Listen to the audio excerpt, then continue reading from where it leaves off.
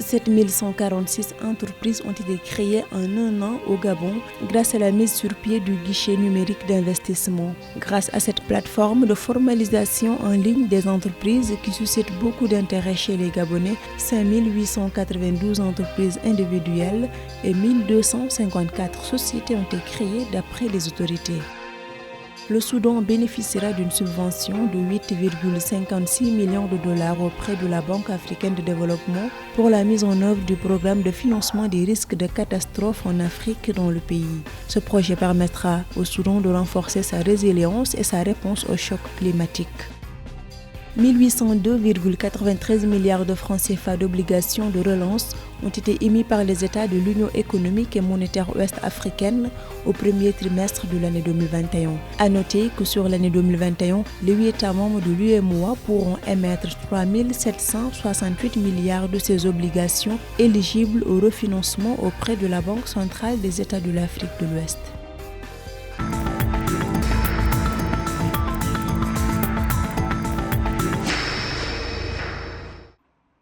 Au Gabon, 7146 entreprises ont vu le jour grâce à la mise en place il y a plus d'un an du guichet numérique de l'investissement. Cette plateforme numérique facilite non seulement la création des entreprises en ligne, mais également apporte des avancées notables dans la réduction du nombre de procédures et des délais de création, passés de 20 jours à 5 jours en fonction du type d'entreprise.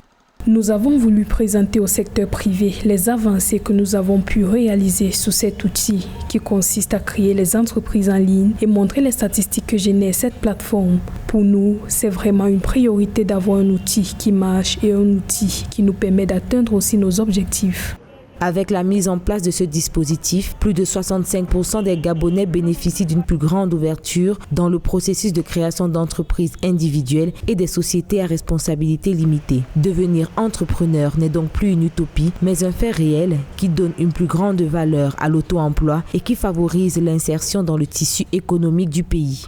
L'une des entraves à la création des entreprises, c'est le temps que prend la création d'une entreprise et les procédures que nécessite cette création. Et la création d'une entreprise en Afrique est toujours plombée par les forts délais d'attente, les procédures longues, les documents et une hostilité à la créativité qui entrave plusieurs bâtisseurs des entreprises et empêche à des capitaines d'industrie de créer de la richesse. D'où la nécessité de créer des plateformes de création d'entreprise, la nécessité d'uniformiser les moyens de création de l'entreprise, d'où la naissance des guichets de création d'entreprise. Pour l'Agence nationale de promotion des investissements du Gabon, à la création de cette plateforme, il était question d'optimiser, de simplifier et de digitaliser la création d'entreprises. Un an après, c'est un pari réussi pour l'agence car entre juin 2020 et mai 2021, 5892 entreprises individuelles et 1254 sociétés ont été formalisées.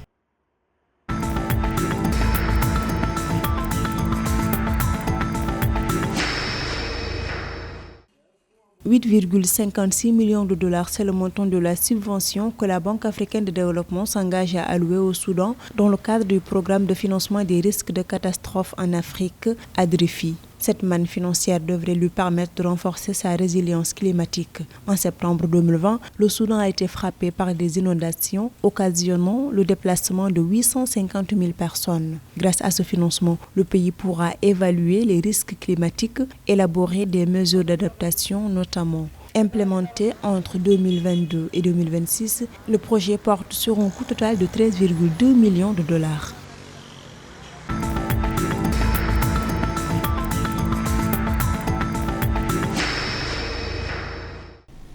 À fin juin 2021, les États de l'Union économique et monétaire ouest-africaine ont émis des obligations de relance d'un montant global de 1802,93 milliards de francs CFA. Mobilisés en 3 mois et demi, il est en hausse d'environ 14% par rapport au volume prévisionnel de 1591 milliards de francs CFA, avec un taux de couverture global de 345% des montants mis en adjudication.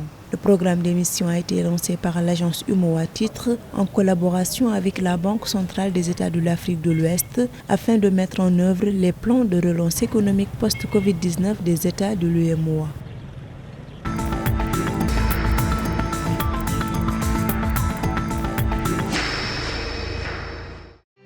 La Banque mondiale a annoncé un financement de 261 milliards de francs CFA pour le développement du corridor routier ouest-africain Lomé-Ouagadougou-Niamey.